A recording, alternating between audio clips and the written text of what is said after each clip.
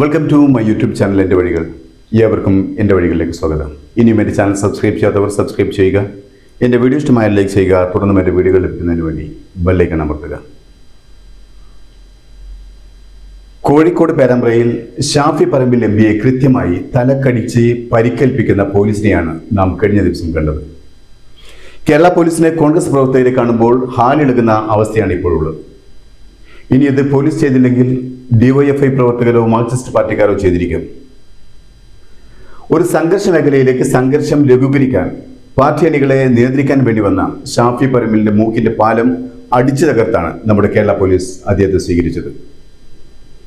Shafi പറമ്പിലിനെ lathi കടിച്ചില്ലെന്ന് police കള്ളം പറഞ്ഞപ്പോൾ ആ കള്ളം അതേപടി ഏറ്റുപാടുകയായിരുന്നു ഉത്തരവാദിത്വ ബോധമുള്ള നമ്മുടെ ഗവൺമെന്റും മന്ത്രിമാരും. എന്താണെന്നറിയില്ല, ഷാഫി പറമ്പിൽ വടകരയിലും കോഴിക്കോടുമൊന്നും വരുന്നത് മാർക്സിസ്റ്റ് പാർട്ടിക്ക് തീരെ പിടിക്കുന്നില്ല, ദഹിക്കുന്നില്ല. അത് വെറുതെ ഒന്നുമല്ല. മാർക്സിസ്റ്റ് പാർട്ടിയുടെ ഏറ്റവും വലിയ ഐക്യനായിരുന്നു ശൈലജ ടീച്ചർ. ആ ശൈലജ ടീച്ചറെ മലർത്തിയടിച്ചത് മുതൽ പാർട്ടി നേതാക്കൾക്കും പാർട്ടി അണികൾക്കും ഷാഫി പറമ്പിൽ വടകരയിലും കോഴിക്കോടിന്റെ പ്രാന്തപ്രദേശങ്ങളിലും വരുന്നത് വല്ലാത്ത പേടിയാണ്. ഇനി അവിടെ ഷാഫി പറമ്പിലിന്റെ സാമീപ്യം പാർട്ടിയെ തന്നെ ഇല്ലാതാക്കുമോ എന്ന് ഇടതുപക്ഷം ഭയപ്പെടുന്നുണ്ട്.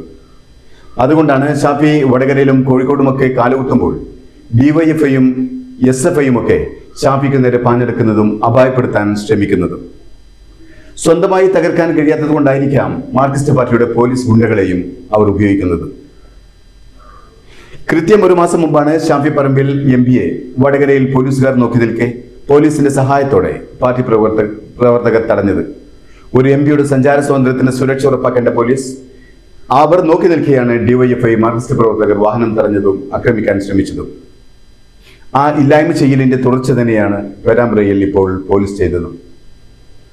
ഷാഫി പറമ്പിൽ വെറും ഒരു എം പി അല്ല, സുസമ്മതനായ ഒരു നേതാവാണ്.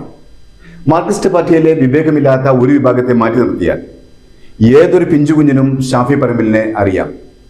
അത്തരത്തിലുള്ള ഒരു നേതാവിനെ പോലീസുകാർക്ക് മനസ്സിലാവാനല്ല അദ്ദേഹത്തിന്റെ മൂക്കിന്റെ എല്ലുകൾ തല്ലിത്തകർത്തത്. അത് പാർട്ടിക്ക് വേണ്ടി വിടുപണി ചെയ്യാൻ തയ്യാറുള്ള ഒരു പോലീസ് ഗുണ്ട ബോധപൂർവം ചെയ്തതാണ്. അതിന് ഗവൺമെന്റിന്റെയും പോലീസ് മേലധികാരികളുടെയും സമ്മതവും ഒത്താശയും ഉണ്ടായിരിക്കണം.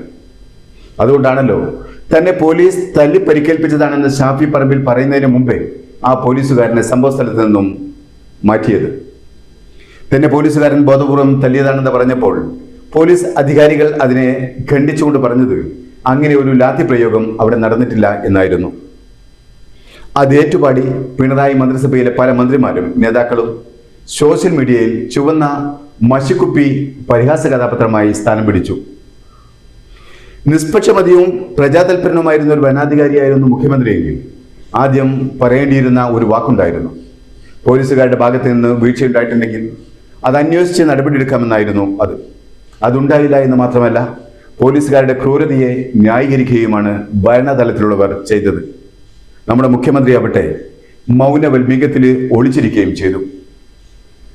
ഒരു എം പിയുടെ മൂക്കിടിച്ച് തകർക്കുകയും അത് പറഞ്ഞ് ആ മനുഷ്യനെ എത്രത്തോളം തരം താഴ്ത്താമോ അത്രയും മോശക്കാരനാക്കാൻ അയാൾ ഷാഫി അല്ലെന്നും ഷോ കാണിക്കുന്ന ഷോഫിയാണെന്നും ആരോപിച്ചു. ഷാഫി പറമ്പിലിനെ ലക്ഷ്യമിട്ട് പോലീസുകാരൻ ലാത്തി നീട്ടിയടിക്കുന്നതിന്റെ വീഡിയോ ചാനലുകളിൽ വന്നിട്ടും യാതൊരു ഉളുപ്പുമില്ലാതെ ചാനൽ ചർച്ചകളിൽ മാർക്സിസ്റ്റ് പാർട്ടിയുടെ പ്രതിനിധികൾ പറഞ്ഞത് ചുവന്ന മഷി മുഖ്യ കർച്ചീപ്പ് കൊണ്ട് ഷാഫി മുഖം തുടച്ചാണ് ആ നാടകത്തിന് നിറം ചാർത്തിയത് എന്നായിരുന്നു. അത്രമാത്രം അധപ്പതിച്ചുപോയി പാർട്ടി നേതാക്കൾ. ആ വീഡിയോ കണ്ടാലറിയാം ആ പോലീസുകാരൻ ഷാഫി പറമ്പിലിനെ ഉന്നം വെച്ച് തന്നെയാണ് ലാത്തി വീശിയതെന്ന്. അല്ലായിരുന്നുവെങ്കിൽ പോലീസുകാരനെ തല്ലിയോടിക്കാൻ നിരവധി പ്രവർത്തകർ അയാളുടെ കയ്യെത്തും ദൂരത്ത് തന്നെ ഉണ്ടായിരുന്നു. എന്നിട്ടും ഏന്തി വലിഞ്ഞ് ഷാഫിയെ തന്നെ ആഞ്ഞടിച്ചത് എന്തിനാണ്? ആർക്കു വേണ്ടിയാണ്? ആ ചോദ്യം ഭരണകൂടത്തെ മുൾമുനയിലാക്കുക തന്നെ ചെയ്യും. ഒരു മനുഷ്യന്റെ മുഖസൗന്ദര്യത്തെയും ശബ്ദ സൗന്ദര്യത്തെയും പ്രതിനിധാനം ചെയ്യുന്നതാണ് അയാളുടെ മൂക്ക്.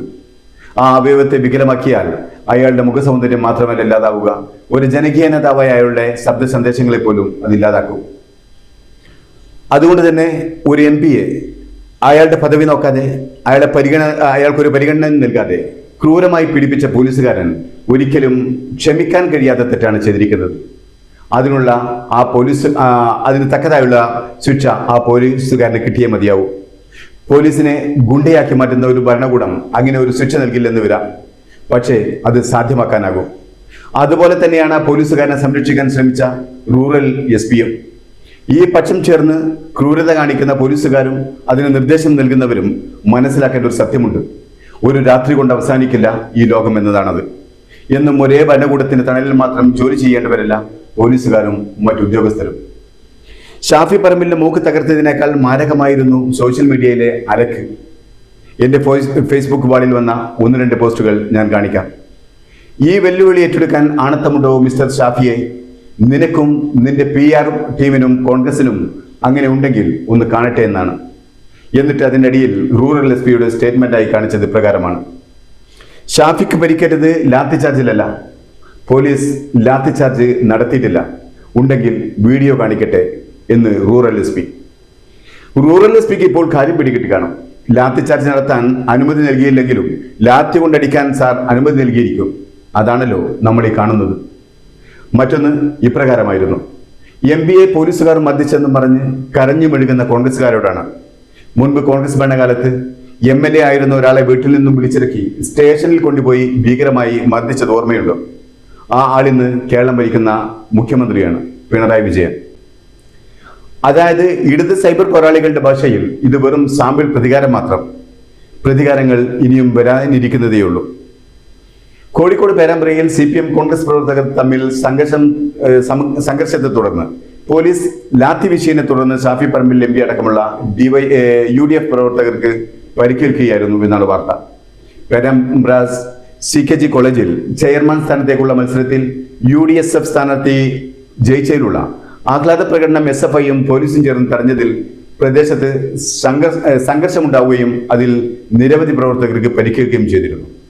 അതിന്റെ ഭാഗമായി പേരാമ്പ്രയിൽ UDF ഹർത്താൽ നടത്താനും പ്രകടനം നടത്താനും തീരുമാനിച്ചിരുന്നു. എന്നാൽ ഹർത്താലിൽ പേരാമ്പ്ര പഞ്ചായത്ത് പ്രസിഡന്റ് VK പ്രമോദിന് പരിക്കുപറ്റെന്നാരോപിച്ച് ഇടതുപക്ഷവും പ്രതിഷേധ പ്രകടനം നടത്തുകയും ചെയ്തു. ഇരുവിഭാഗത്തിന്റെയും പ്രകടനം നേർക്കുനേർ വന്നത് സംഘർഷത്തിൽ കലാശിക്കുകയായിരുന്നു.